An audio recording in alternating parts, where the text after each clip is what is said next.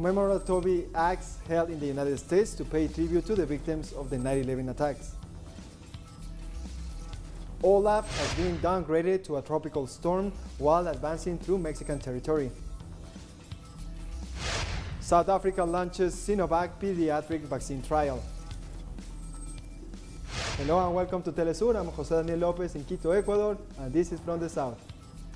This Saturday, Chile commemorates 48 years since the military coup that overthrew the socialist government of Salvador Allende. It is an emblematic date that ended with the assassination of President Allende, who refused to resign. This was followed by a 17-year military dictatorship led by Augusto Pinochet and defined by political persecution and forced disappearance of the regime's opponents. The socialist government of Salvador Allende, which lasted only 3 years, focused on economic reactivation, the nationalization of the mining industry, the redistribution of national wealth, and the recovery of public services. As every year, this Saturday, social movements and organizations of victims of the dictatorship lead actions of commemorations. Commemorative acts began in the U.S. to pay tribute to the victims of the attacks to the Twin Towers, while survivors and relatives of the victims continue to demand justice. Memorial services for the almost 3,000 people who died as a result of the events began early Saturday morning at each of the 3 sites involved. President Joe Biden will lead the ceremonies at the 3 sites where the World Trade Center building was located, the Pentagon, and the site in Pennsylvania where the 3rd plane crashed, which was believed to have been recovered by the passengers. The so-called attacks on the World Trade Center 20 years ago were the excuse of the United States to launch wars against Afghanistan, Iraq, Libya, and other countries. Thousands have participated in the 2nd National March of Indigenous Women in the Brazilian capital on Friday to demand justice and respect for their rights. Our correspondent Brian Muir brings us more details in the following report. 8,000 members of over 150 different indigenous ethnicities camped out in Brazil this week to participate in the 2nd annual Brazilian Indigenous Women's March and to protest against the genocide against indigenous peoples underway by illegal miners and ranchers encouraged by the federal government, which has led to charges filed against President Bolsonaro in the International Criminal Court in The Hague. I wish Bolsonaro will leave us alone. I wish he will go to hell and leave us alone. We are not doing anything bad to him. I'm sorry about the swear words, but that is what he deserves. He's already rich. Why does he want our resources? Of special concern this year is a case being ruled on by the Supreme Court, which, if approved, would require indigenous people to prove juridically that they or their ancestors lived on their reservations before 1988. This would make it easier for big business interests connected to the international commodities supply chain to kick them off of their land and burn down the forests. We women are meeting here in Brasilia because our fight goes beyond the government itself. It is a fight for our rights and our life. That is why we are here to reforest our minds, to heal the earth, and to fight for life of all humanity. On September 10th, the women left the camp and marched into downtown Brasilia, demanding justice. Brian Muir, teleSUR, Brasilia. We thank Brian for that report. Russia's foreign ministry has warned of possible external interference in the talks between the Venezuelan government and opposition sectors, and stressed that only Venezuelans can determine their future without foreign interference. In a statement, the ministry notes that as a supporter of the negotiation process between the government of Venezuela and opposition sectors hosted by Mexico, Russia calls on all members of the international community to contribute to the creating of the most constructive atmosphere for the talks. The ministry points to actions by external actors that risk undermining the fragile trust that has developed between both parties. Argentina prepares for Sunday's legislative primaries elections. More than 14,000 vehicles will be deployed in the next few hours to distribute more than 100,000 ballot boxes throughout the country. On Sunday, we expect the participation of more than 34 million Argentines who will have to vote to define which candidates will dispute the general legislative elections on November 14th, in which 127 deputies and 24 senators will be elected. Mexican President Andrés Manuel López Obrador described the latest agreement reached with the United States on migration matters as a success. The agreement reached on Thursday as a part of the so-called high-level economic dialogue, which took place for the first time in 4 years, includes investment in social programs in Central America to tackle migration to the U.S. The United States agreed to give technical support, including collaborating with Mexico on several programs to provide work and support agriculture. However, the two governments did not discuss the U.S. Remain in Mexico policy, according to Mexican Foreign Secretary Marcelo Ebrard, who noted that despite this, several infrastructure projects on the Mexico-U.S. border were raised. But still in Mexico, in other news, at least 2 people were killed and 10 others are missing after a landslide buried 3 homes on a hillside in the state of Mexico in Friday afternoon. Enormous rocks and earth became displaced from the Chiquihuite Hill, probably a result of recent heavy rainfall, according to officials. Heavy equipment and trucks were on the scene shortly after to remove debris and assist emergency personnel in their search for survivors. The missing includes 6 adults and 4 children. 1 person was rescued and is being treated for injuries. Olaf has been downgraded to a tropical storm while advancing through Mexican territory along the Baja California Peninsula. According to authorities of the National Water Commission, the storm is over the coastline in the south of Baja California. Olaf is advancing towards the northeast of the country with a speed of 17 kilometers per hour, causing storm surges and heavy rains. The balance of damages includes minor damage to trees, poles, and fences, as well as the temporary interruption of electric services.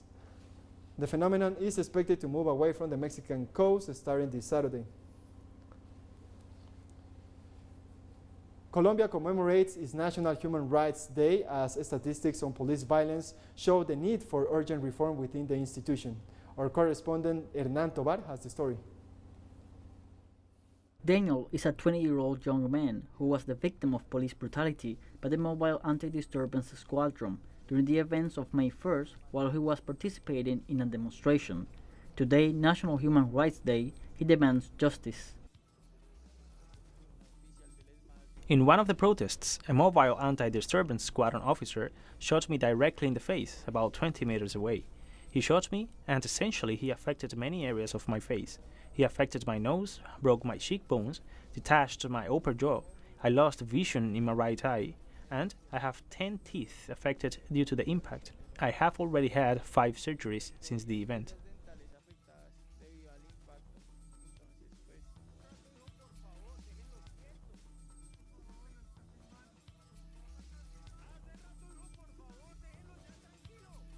On September 9, 2020, police officers murdered Javier Ordóñez in Bogota.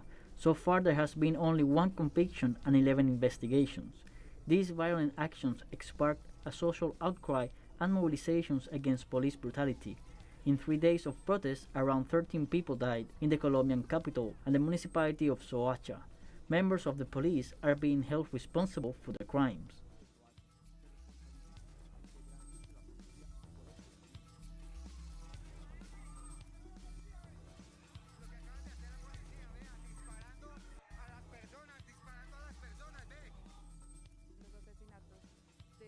In the murders of September 9, 10, and 11 in Bogota and Soacha, there are no significant advances.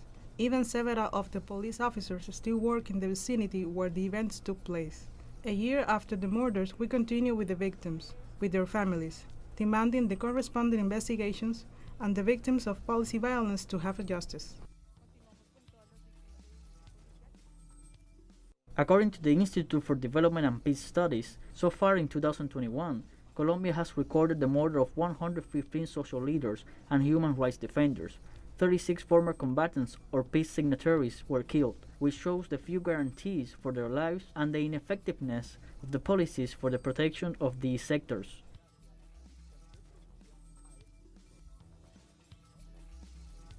Unfortunately, in Colombia, especially in Cauca, human rights violations occur constantly. The latest massive displacements in the municipality of Argelia due to the violent situation, the persecution and murder of social leaders. Many of them had to move to other places, even left the country because of the violence they had experienced. In the framework of the 2021 nationwide strike and mobilizations, there were 4,687 cases of police brutality, at least 80 deaths, and nearly 80 victims with injuries to their eyes. In many cases, victims filed complaints against the police forces. This situation demanded reforms within the police. The Congress is one of the key scenarios for this discussion and for the entity to be a defender of peace and coexistence without violating human rights. Hernán Darío Tobar, teleSUR, Bogotá, Colombia. More news in a minute. Stay with us.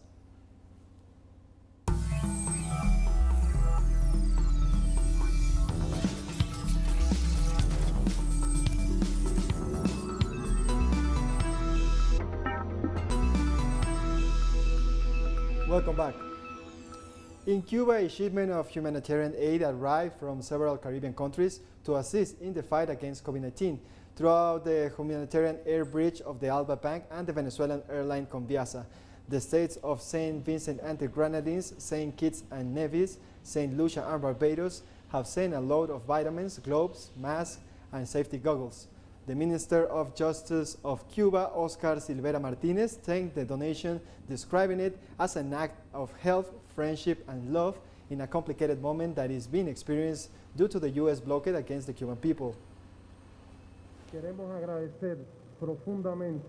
We want to deeply thank our brothers in the Caribbean, the governments and the people of St. Vincent and the Grenadines, St. Kitts and Nevis, St. Lucia, Barbados, the Alba Bank, the Venezuelan government, for this act of help, friendship, and love towards the Cuban people at this complicated time, when, at a time of extraordinary sensitivity of our people in the fight against the pandemic, we're also suffering the onslaught of the tightening of the economic and financial blockade of the United States against our people.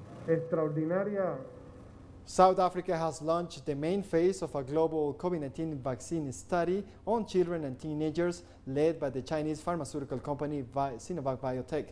The study is testing the efficiency of Sinovac's 2-dose CoronaVac vaccine on 14,000 children in Chile, Kenya, Malaysia, the Philippines, and South Africa. CoronaVac is approved for use among adults in over 50 countries. China recently cleared it for use in children, where it has already been administered to millions from the ages of 3 to 17. South Africa, where vaccination has not been extended to under 18s, kick off the study with the 2 teenagers vaccinated at Pretoria Health Science University.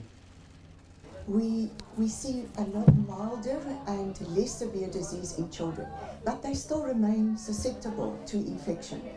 And because they remain susceptible to infection, we need to protect them because they are, in other words, getting the infection and they are able then to transmit it to the rest of the population, to other children and to adults. 548 days after having introduced restrictions to curb the spread of COVID-19, Denmark became one of the first nations in the European Union to remove them at the national level. The return to normality has been gradual, but a digital pass with proof of having been vaccinated is no longer required to enter nightclubs, which was the last remaining restriction in force. In late August, the Danish health minister said the epidemic was under control, but warned that the government will act if the situation deteriorated. Nightclubs reopened on September 1st and limits on public gatherings were lifted. I think it's great that Denmark is lifting their restrictions today. Makes it much easier to travel with the metro and so on and so forth, and it's just great to be back to normal. I think I do feel safe because I think most of the people in Denmark, I think they are vaccinated, and also I think it's more about like how you handle the hygiene, and if you're trying to be careful about the hygiene, washing your hands and try to keep a distance. So I think there is no need for that many restrictions anyway. So yeah, I think it's good that we don't have restrictions anymore. In a bid to push for greater COVID-19 vaccination in the United States, President Joe Biden issued a no-job ultimatum for the nation's largest employer, the federal government. The most sweeping mandate is a Labor Department rule requiring all private businesses with more than 100 employees to make their workers get shots or take weekly coronavirus tests. The new vaccine rules on federal workers, large employers, and healthcare staff could apply to as many as 100 million Americans. Biden said vaccinated United States was growing frustrated with 80 million people who had not received shots and are fueling the spread of the virus. The bottom line, we're going to protect vaccinated workers from unvaccinated coworkers. We're going to reduce the spread of COVID-19 by increasing the share of the workforce that is vaccinated in businesses all across America. Next, I will sign an executive order that will now require all executive branch federal employees to be vaccinated, all. And I've signed another executive order that will require federal contractors to do the same. If you want to work with the federal government and do business with us, get vaccinated. If you want to do business with the federal government, vaccinate your workforce. The World Health Organization's chief for Europe, Hans Kluge, has expressed pessimism about the ability of high vaccination rates alone to stop the COVID-19 pandemic, noting that the new variants have reduced the prospect of herd immunity. True that a while ago the European Technical Advisory Group was recommending about 80% of the eligible population, but this was at a time that there was no such emergence of more transmissible and virulent variants of concern. But I would say at the same time, if we consider that SARS-CoV-2 will continue to mutate and remain with us the way influenza is, then we should anticipate how to gradually adapt our vaccination strategy to endemic transmission and gather really precious knowledge about the impact of additional jabs. Thank you. Africa crossed the brink of 8 million cases of COVID-19 after a third wave of the pandemic hit the continent. According to reports from the Center for Disease Control and Prevention, more than 200,000 people have died from COVID-19 and about 7 million have recovered. Africa has only full vaccinated 3.18% of its population of about 1.3 billion people. Health authorities rule out achieving the target of vaccinating 10% of the population by the end of September. Africa is the continent with the slowest immunization rate, a situation that highlights the unequal distribution of vaccines and supplies between developed and developing countries. Real estate developers in Ghana are feeling the pinch of a recent hike in the cost of building materials, which has made building houses more expensive in the African country. According to the government data, the real estate industry contributes significantly to Ghana's economic growth at the end of the last year. When coronavirus restrictions were eased, real estate developers have said that they have to push up prices due to the rising cost of building materials.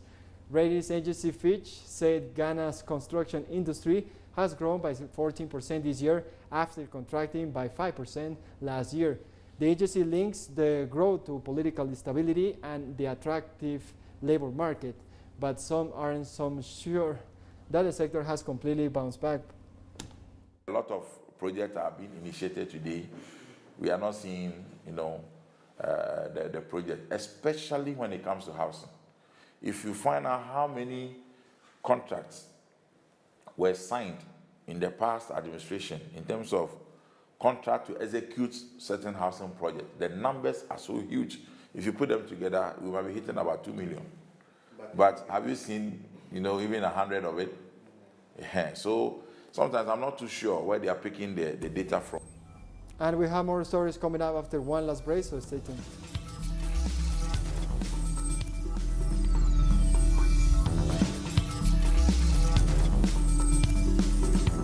With the withdrawal of U.S. forces on August 30th.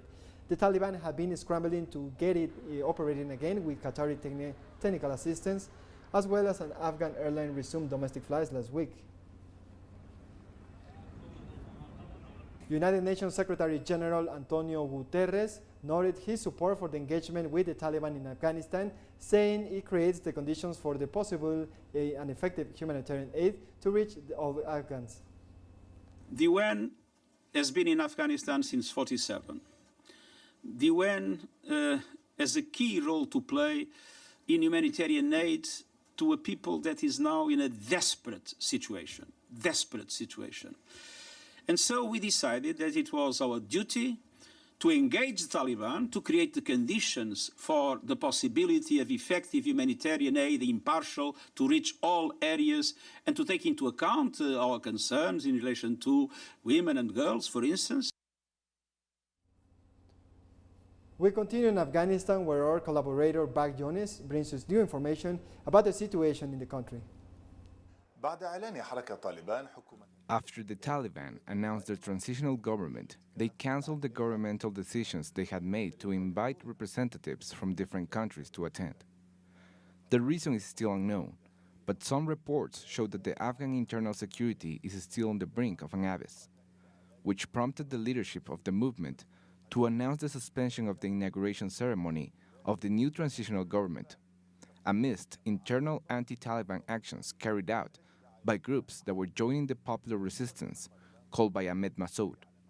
The Taliban, who have seized large stockpiles of weapons found in impoverished areas of Panjshir, consider it as an important victory that allowed them to reduce the strength of the Panjshir resistance. They are facing other resistance groups in different regions of Afghanistan. The Pakistani government, for its part, asked the international community to recognize the reality of the new situation in Afghanistan, to lift the embargo on Afghanistan frozen assets in foreign countries, and to work for economic stability on the country. For his part, National Security Advisor Dr. Muhammad Yusuf said that Pakistan cannot bear instability in Afghanistan and that disengagement with the new Taliban is not an option.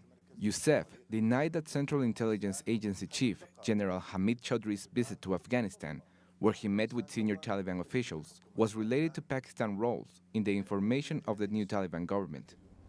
Israeli police said late Friday that they have captured 2 of the 6 Palestinian prisoners who escaped from the Israeli jail early this week. After an extensive 5-day manhunt, Israeli police say that the 2 were caught in the northern Israeli town of Nazareth. The Israeli army made more arrests on Friday of relatives of the escaped prisoners, according to the Palestinian Prisoners Club. Meanwhile, Palestinians continue to protest to call for the release of political prisoners in Israeli jails and in support of the jailbreakers. More than 2,000 Palestinian prisoners announced they will start a collective hunger strike in rejection of the brutal repression of the Israeli occupation and abuses against detainees. The Wade Prisoners Association reported that the protests will begin in early hours of Saturday. Meanwhile, the Israeli Prison Service transferred all Palestinian prisoners from the Gibola high security prison to other facilities following the prisoner escape. It is certain that after the prisoners were liberated from the Israeli authorities and destroyed the Israeli security, Israel has a strategy of punishment towards the Palestinian people, whether they are prisoners or civilians. Prisoners will receive punishment. They will be deprived of rest or cafeteria, as well as the torture they will receive. Their conditions are bad. They are deprived of visits. I expect that Israel will take measure of punishment of prisoners and civilians. Palestinians rally in the most West Bank cities and villages and the Gaza Strip in solidarity with Palestinian prisoners held by Israel and against the brutal mistreatment by the occupying forces. Since Monday's escape from Gibola prison, the Israeli Prison Service has launched a campaign of repression with measures against other Palestinian prisoners in violation of international conventions and agreements. The protests were, as usual, met with Israeli repression. And we come to the end of this news brief. And remember, you can find this and many other stories, as always, in our website at telesurenglish.net. Join us on social media, Facebook, Twitter, and Instagram. For TeleSUR English, I'm José Daniel López. Thank you for watching.